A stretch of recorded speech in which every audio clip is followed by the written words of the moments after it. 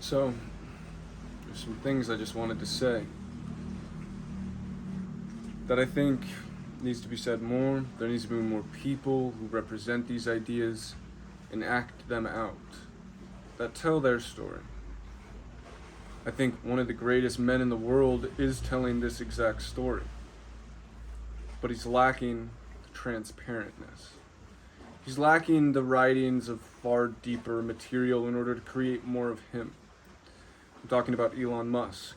He's a driven man with a big purpose. He states it as extending the scope and scale of consciousness itself. And it's a pretty cool way to basically put into practice this idea of saving people, of saving the human race, but not saying, I'm going to save the world. Sounds much cooler with scope and scale of human consciousness. And he understands that branding, the way you spread an idea, is important. That's referred to as an idea's mimetic value, or mimetic fitness, if you will. How much will this idea spawn and spread into the minds and hearts of people? Will it pass through the barriers you hold? Will you accept it? Will you spread it? Will you think good of someone who holds it? And if you do, you will grab it too.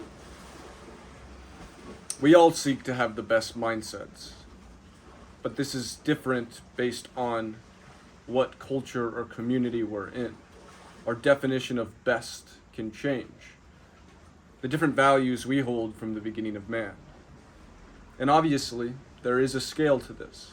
There is better and there is worse value systems. There has to be a hierarchy to this, because there has to be better and worse in the world. We cannot define the killing of someone to be the equivalent of gifting someone something. Therefore, we have hierarchy. We have ideas that are better, and we have an ability to come towards an agreement of what is good and what is bad. One thing we commonly agree on is that death is bad, and that the extinction of the human race would be a negative thing. Any person who believes the extinction of the human race is a good thing would want mass genocide and be a global terrorist. Definitely not a mindset that has good mimetic fitness today. So what has the biggest and best mimetic fitness? What is the eternal truth? Well, luckily, I don't need to decipher that. There has been very enlightened beings who have come before me and before all of us who have figured these things out. Specifically, there's a man deemed Buddha who wrote down 4 vows, 4 laws that he had. And it went like this. Vow number 1, to save all people. Vow number 2, to detach from all desires. Vow number 3, to learn all teachings. And vow number 4, to become fully enlightened. So, where do I see this being wrong today? I don't think these were ordered in a random order. In fact, I think today's Buddhists completely missed the point of why 2, 3, and 4 are even then worthy. Well, step 1 is to save all people. And if you think of Buddhists, what do you think of them? Well, I think of a guy meditating. I think of the best Buddhist as a guy who literally does as much of nothing as possible. A willpower warrior, but with no gifts to the world. This man is not saving all people. He's saving his mind. He's following steps 2, 3, and 4, but he's forgetting step 1. And these things aren't seen as steps in Buddhist culture. And that is to say that I think Buddhist culture currently is wrong. The way of the Buddha was where Buddha spread an entire religion and philosophy to the world. A religion and philosophy that he followed, that he was prescribing more people to think in such a way that they can save all people. And once this spread large enough, some people could switch from being a spreader and focus on the actual meat and potatoes of that idea. For example, funding, finding ways to fund, supporting or becoming a researcher in genetic development fields. one of the largest causes of death is simply our genetic code. Bugs and errors that cause limitless amounts of death relative to the things that we actually put our focus on and spend countless amounts of money on, such as the recent pandemic. So, obviously, the world is imperfect. That's no surprise to anybody. No one's surprised to hear that. No one doesn't understand that there's deep corruption. But what I want to be understood is that these Buddhists, these willpower warriors, these people who have found light of meaning, are actually not looking at the right meaning at all. That they are missing step one, and they have become ineffective.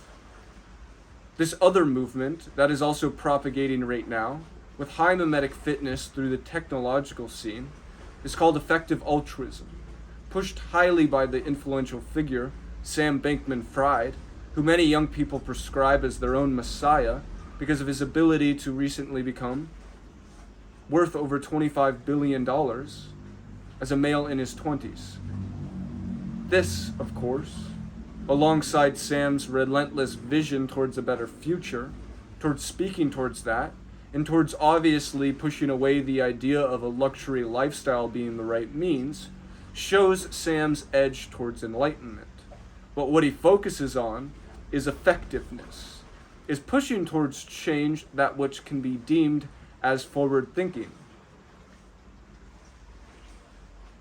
Not the idea of not thinking at all, or the idea of prescribing oneself to be above that, of prescribing a spiritual ego to oneself.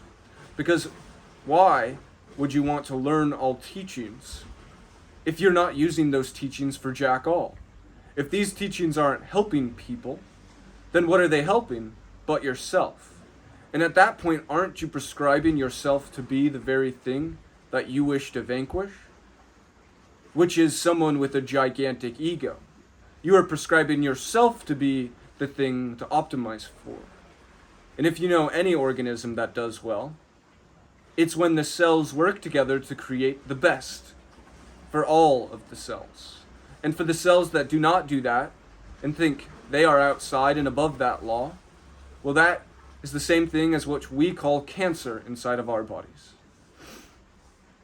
So, I think these are warriors that are untapped, ready to be fed a new system. And this has become one of my goals and the goals of the Decentralized Intelligence Agency as a new operation, to spread to the Buddhist communities the true vow of what Buddha was meant to want them to do, to work on saving all people, to put these great people who have the strongest willpowers in the entire society of mankind to actually put their use into real things in the world. And after that, to denounce everything that doesn't help serve that purpose of saving all people. And once everyone is saved, once salvation comes, at this point, there is all the time in the world to learn all the teachings. Because I also think it's daft to think that all teachings of the universe can be learned within our current human lifespan. I think that is another piece of psychological ego that is wrong. EffectiveBuddhism.com. I went ahead and published a website on it because I feel quite positive about it. It's a trait that I think is very positive and powerful. And I think I'm more on the scale of pushing effectiveness, but not farther on the scale of completely having full control over my mind. I have sex still. And to many degrees, there's a big argument in society on whether or not the complete abstinence from that is the best for one's mind. I tend to be on the side that it is, and that I'm being a pussy and weak in continuing to deliver it. But what I've done is, at the very least, use it as a reward. It's to align it like something that you see in Avatar, where to merge with another one of these beasts, there must be a deep amount of respect and a deep amount of passion and game that falls into it. Not something to be utilized as a quick source of a low-hanging fruit. Something that you can see as a mission something lower tier that the base level cognition that we have can connect with in order to find the motivation and the spirit to become better. It's finding that form of masculinity within yourself, but filtering it through this positive form and bringing it out in order to just be a better you. And you need to find that mate who pushes that for you, doesn't give you her fruit unless you are that, holds you to a standard, as she should do for herself and you should do for her.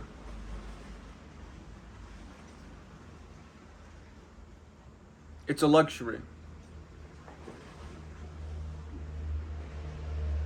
You can do this similarly with food. You know how hard hunters of the past used to work to get their food? By all means, everything they could do, they would do it. Nowadays, we have things we need to do on the internet that can profit us thousands of dollars in a single day. But we are incapable of actually putting the time in to do it. And that's because if we're well fed and we've nutted, then our internal system thinks everything has been accomplished. There is two different parts of the mind. There is the reptile side, and there is the higher consciousness. And I'm not saying that we need to diminish the complete reptile side. What I'm saying is that we need to find alignment between these two sides, to combine the separate parties and help them find unity within the self, and find a harmonic state, a state through which you find and thrive in existence. I'm beginning to find that state even more, and it's exciting. And I find that one of the things I want to thrive on is helping to spread that, because I see that that is nowhere. I see that no one is there to help me get to that state, that I have no place or culture to join that will allow me to become that man. I desperately want to be a part of something bigger than myself.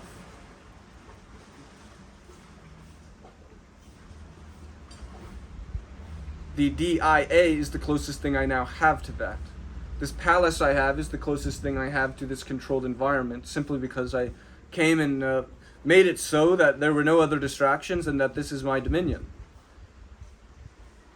And this isn't to say that I have an ego or power trip over this dominion. It's to say that I needed something and I did what I had to in order to build the mindset that I needed. In a sense, it's less Buddhist because it has very deep attachments. I mean, look at the property. It's fucking gorgeous. I'll happen to show you, because a piece of what I want to talk about is the fact that I am highly open to taking in individuals here who are either beyond me in their strengths. I would hope. That's my goal, in fact. But also any person who is, at the very least, matched in my wonderment and will towards living a life of fulfillment. I like to call it fucking samsara. Effective Buddhism doesn't just end samsara, it says fuck samsara. La Palacio. There's open rooms, got an editor, masseuse, caretaker who cooks, cleans, does laundry. My time is optimized. And I'll optimize yours too.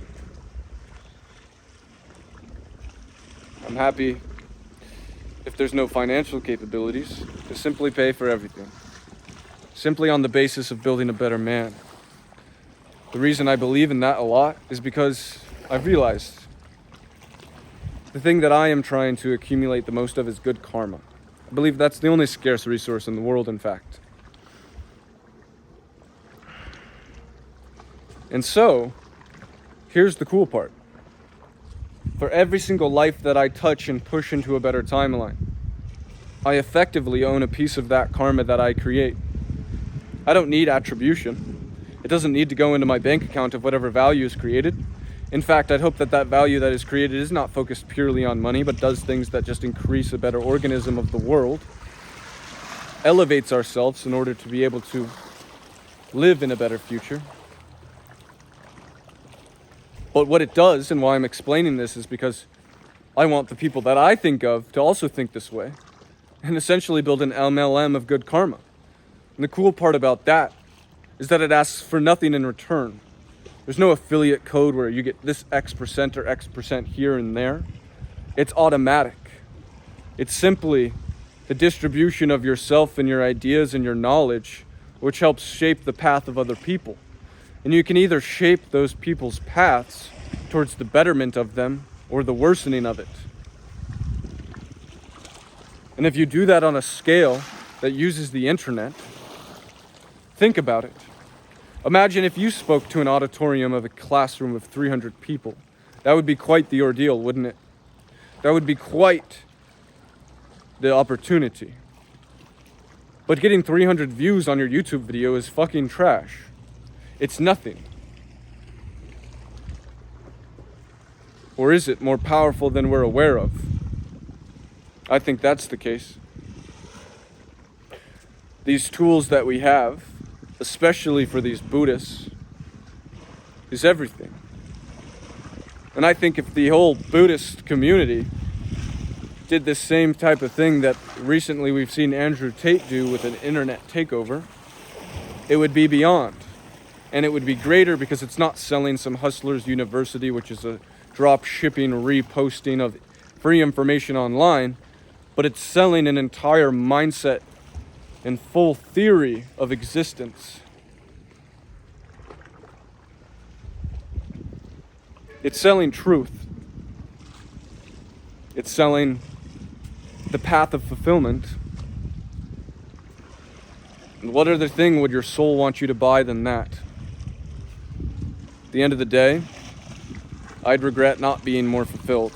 And I'd regret not doing more and being a man and being someone who would want to be remembered by people, who would be honored in the end. These are the virtues that I seek to spread.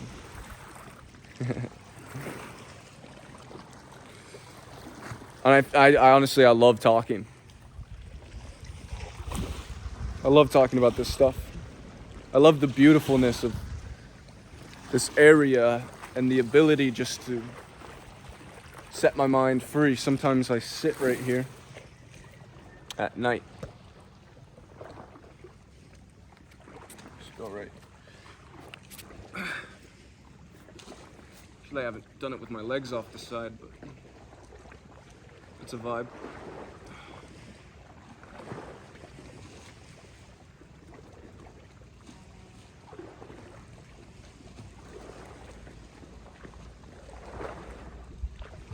Cue the Galaxy zoom out clip, and let's make this next part a voiceover.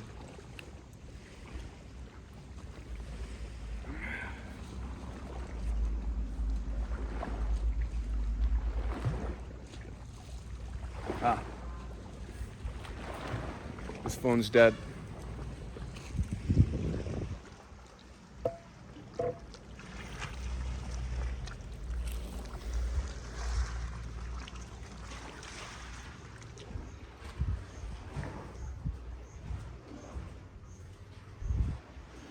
If you're so smart, why aren't you happy?